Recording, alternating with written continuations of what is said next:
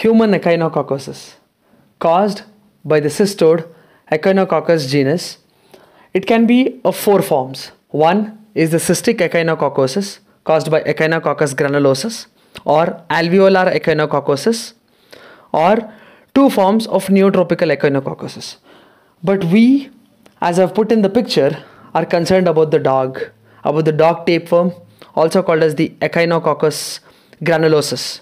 We'll be talking about the dog tapeworm in detail.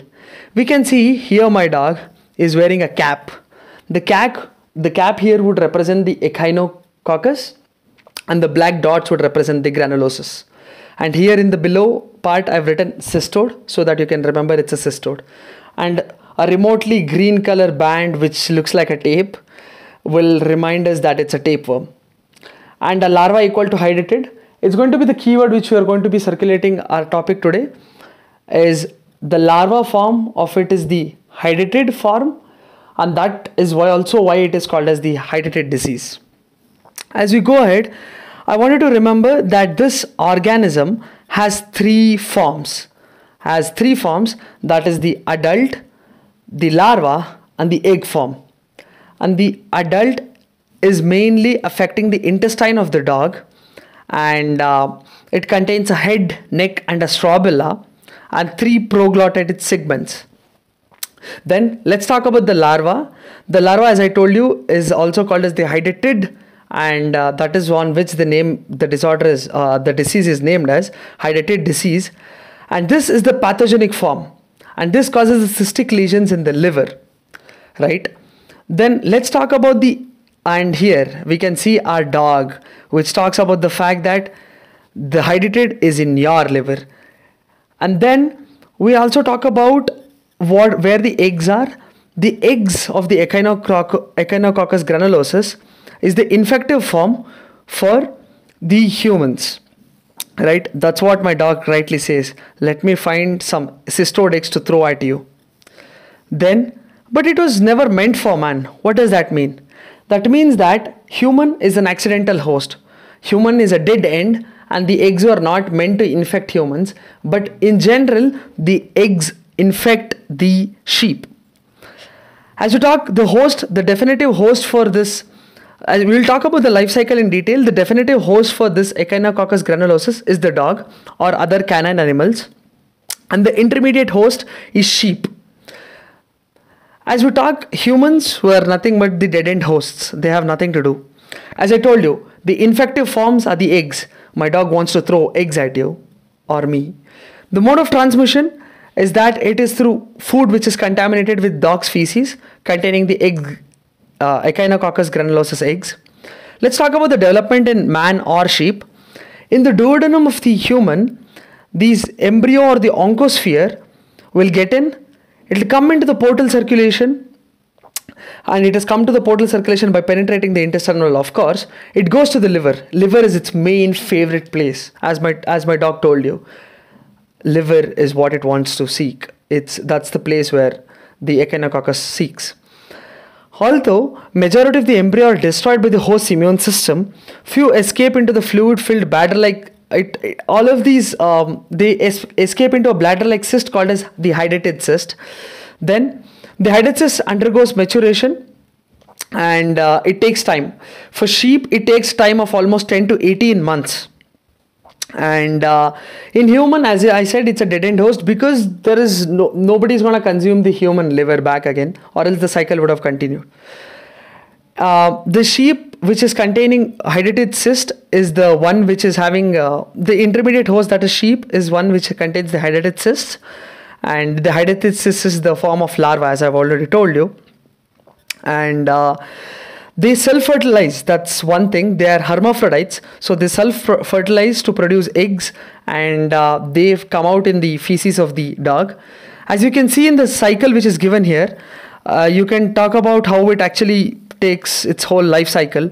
It goes to the human, then that's the dead end, and then it attacks the sheep through the eggs, right? Then let's go ahead a bit and talk more about the hydatid cyst itself. The hydatid cyst, you can remember the components of the hydatid cyst by the dark's funny picture, that it has three things, that is the adult form, infective form, and the adult form, the larva form, and the egg form. But along with that, you can also remember those three lines to remind you of the ectosphere, endosphere, and the outer layer, right? The pericyst. What do I mean? It has three things, that is the ectocyst, the endocyst, and the pericyst, right? You can remember those three by those three lines. Then talking about the cyst wall, which is having all these three layers, we need to talk about the egg's shape. It's generally unilocular and subspherical, right? And the brood capsule, that's something which you have to talk about. So the inner side of the endocyst give rise to brood capsule, which also secretes the hydatid fluid, and this hydatid fluid is very important because it is the antigenic form and the pale yellow fluid. That's what you have to remember. It's a pale yellow fluid, and it's also anaphylactic. Then the brood capsule also contains a lot of protosoliases, which become the future heads. What is hydatid sand, you ask me? Well, the brood capsules, some of the brood capsules and the protosoliases break off and deposit at the bottom of the cyst, and it is called as the hydatid sand.